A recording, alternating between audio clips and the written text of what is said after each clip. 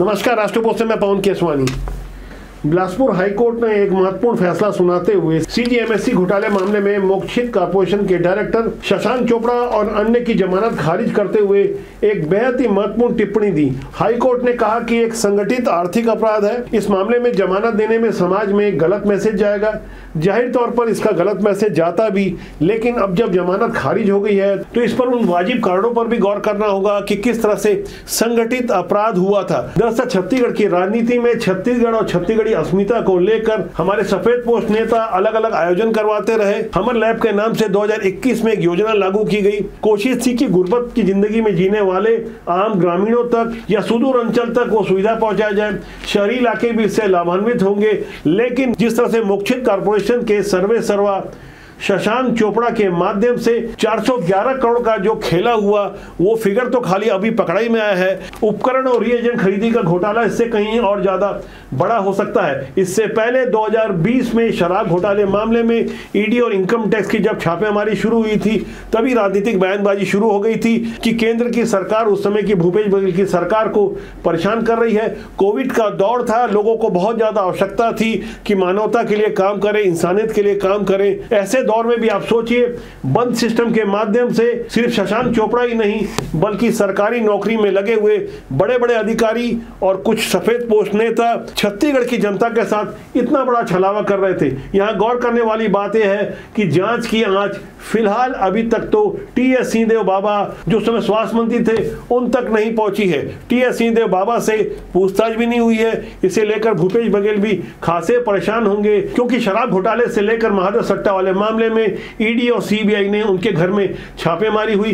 काफी बदनामी के बावजूद भी भूपेश बघेल अपना रवैया जिस तरह से रखे हुए हैं, जिस तरह से अपनी खींच निकालते हैं, उनकी खींच की वजह उनके ऊपर लगे भ्रष्टाचार के आरोप ही नहीं है, उनके विरुद्ध जांच हो रही है, इतना ही नहीं है। दरअसल उसकी खास वजह कुछ राजनीतिक कारण है, क्योंकि भूपेश बघेल के प्रतिद्वंदी माने जाने वाले डॉक्टर चरणदास महंत और टीएस सिंहदेव के विरुद्ध कोई जांच नहीं हो रही है। उनकी छवि उतनी दागदार नहीं है जितनी भूपेश बघेल की एक मटमैली सी छवि हो गई है।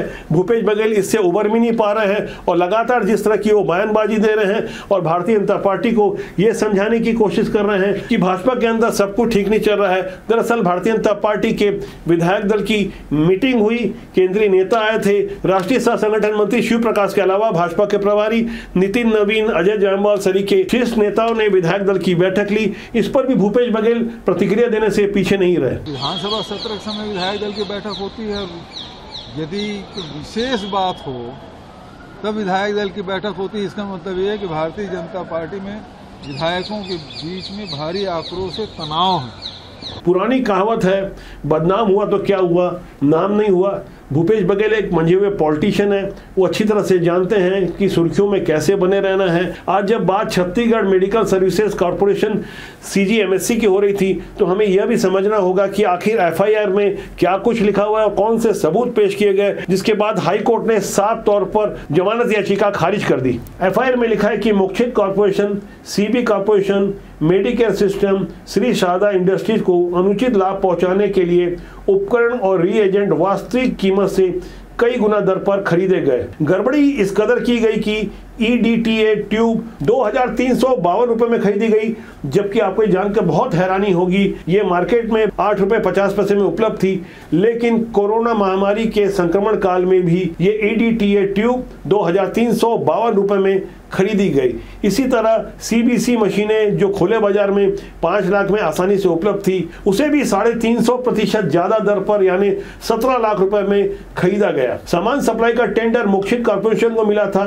फर्म को जो मशीनें और रिएजेंट सप्लाई का टेंडर मिला था, उसके बारे में जांच कर रही एजेंसियों का कहना है कि आरोपी शशांक चोपड़ा ने सरकारी अधिकारियों के साथ मिलकर निविदा शर्तों में भारी हेरफेर किया। मनचाही कंपनियों को जैसी मर्जी आई वैसा लाभ पहुंचाया गया। आरोपियों ने अपने रिश्तेदारों और सहयोगियों के नाम पर कई फर्जी कंपनियां बनाकर 150 करोड़ रुपए के फर्जी यानी बोगस बिल दिए गए। साथ ही क्लोज सिस्टम वाली मशीनों की सप्लाई कर यह सुनिश्चित कर लिया कि भविष्य में केवल उन्हीं की कंपनी को रीएजेंट सप्लाई करने का ठेका मिलेगा। जमानत पाने के लिए शशांक चोपड़ा और उनके सहयोगियों ने बताया कि उन्हें नाहक ही फंसाया जा रहा है, उनके विरुद्ध षड्यंत्र हुआ है। लेकिन गुणदोष के आधार पर विद्वान न्यायाधीश ने जब सबूतों को देखा तो साफ तौर पर जमानत याचिका खारिज कर दी। राज्य सरकार की ओर से भी बेहद मजबूती से अपना पक्ष रखा गया और यह समझाने की कोशिश की गई कि किस तरह से भयंकर कोरोना संक्रमण काल में भी एक संगठित गिरोह काम कर रहा था। इस पर हाईकोर्ट ने जमानत रद्द कर दी। लेकिन सबसे बड़ी बात, यक्ष प्रश्न जो अभी भी कायम है, आखिर टी.एस. सिंहदेव इससे कैसे बचे हुए हैं? वो तो स्वास्थ्य मंत्री थे। हालांकि एक बयान में उन्होंने अपना स्पष्टीकरण देते हुए बताया था कि सीजीएमएससी का कारोबार अलग है, वो तो स्वास्थ्य मंत्री थे। इससे आप अंदाजा लगा सकते हैं, स्वास्थ्य मंत्री सर्वे सर्वा होते हैं। मेडिकल सप्लाई से संबंधित कार्यों में भला उनका और उनकी सरकार का कैसे हस्तक्षेप नहीं होता? क्या उस समय के मुख्यमंत्री भूपेश बघेल को ये नहीं पता था कि किस तरह से अरबों की सप्लाई हो रही है, बोगस सप्लाई हो रही है, ऐसी मशीनों की सप्लाई हो रही है जिसकी जरूरत नहीं है और बाजार मूल्य से सैकड़ों गुना ज्यादा कीमत पर अनावश्यक उपकरण और रीएजेंट खरीदे जा रहे हैं। कुल मिलाकर जो घपले घोटाले हुए वो तो सर्वविदित है।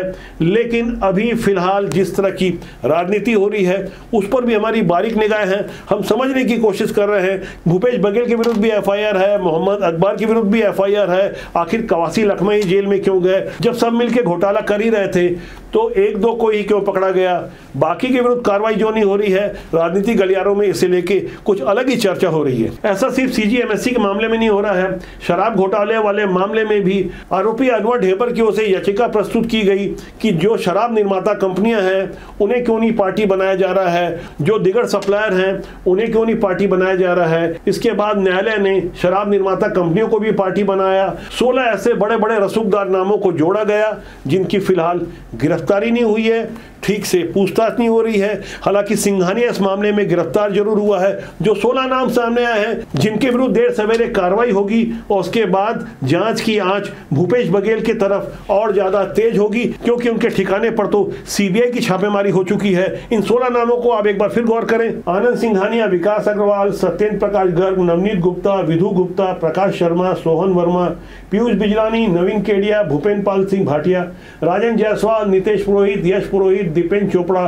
सुमित मालू, रवि बजाज, ये वो नाम है जिनके विरुद्ध बेहद गंभीर आरोप हैं। भूपेश बघेल के राइट हैंड समझे जाने वाले पप्पू बंसल की 2 साल बाद किसी तरह जब गिरफ्तारी हुई, जबकि उसकी गिरफ्तारी के कुछ ही दिन पहले जब विजय भाटिया की गिरफ्तारी हुई, तो इन दोनों ही गिरफ्तारियों के बाद कुछ नए राज सामने आए हैं जिसकी जब पूरी खुली तस्वीर सामने आएगी तब आपको यकीन होगा कि भारत की राजनीति में एक ऐसा राज्य भी रहा जहां सिर्फ 5 साल के शासन में जितना राज्य का बजट था लगभग उसका आधा घपला घोटाला हुआ, जमकर हुआ। ढेर सारे सबूत चीख चीख कर कह रहे हैं कि छत्तीसगढ़ की बर्बादी के लिए कोई और नहीं, हमारे इस तरह के सफेदपोश नेता ही जवाबदार थे। और आज वही नेता कैमरे के सामने आकर आरोपियों का साथ देते हैं। जेल में बंद कवासी लखमा को 2 करोड़ रुपए मंथली मिला करता था। 36 महीने तक उन्होंने जो वसूली की, उनके भी जब सबूत सामने आए उसके बाद कवासी लखमा को लेकर कहीं ना कहीं कांग्रेस बैकफुट पर नजर आई। लेकिन उनके सबसे बड़े हमदर्द बनकर उभरे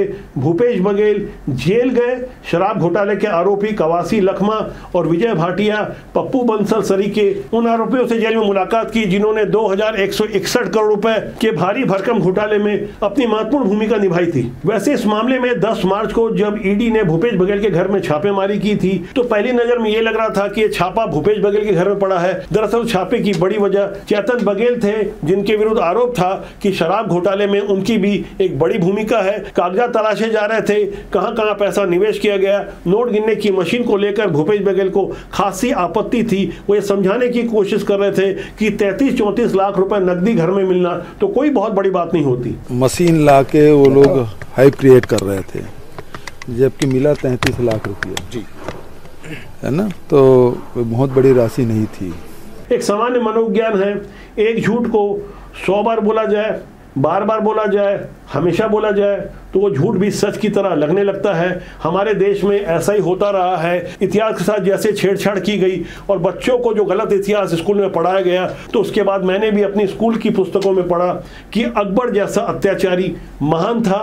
अकबर महान हमने पढ़ा है। ऐसी विडंबना से कहीं आगे हमें गहराई से समझना होगा देश और समाज के निर्माण में कैसे साफ सुथरे लोग राजनीति में आए, राजनीति के माध्यम से देश और समाज का कुछ बेहतर किया जा सकता है। हमारा मानना है राजनीति बुरी होती नहीं है, उसमें काम करने लोग अच्छे या बुरे होते हैं। बुरे लोग अक्सर राजनीति में हावी रहते हैं, इसलिए राजनीति में हो सकता है अच्छे लोग आना पसंद नहीं करते, लेकिन अच्छे लोगों को समाज और देश के निर्माण में अपना योगदान देना होगा, राजनीति में अपनी भूमिका सुनिश्चित करनी होगी। यदि वो खुद नहीं आ सकते तो अच्छे लोगों को प्रमोट करना होगा, अच्छे बुरे की पहचान करनी होगी। तो आज के लिए इतना ही। मेरा आपसे आग्रह है कि चैनल को देखें, लाइक करें, शेयर करें, सब्सक्राइब करें। बहुत जल्दी मैं आपसे फिर मिलने वाला हूँ। नमस्कार।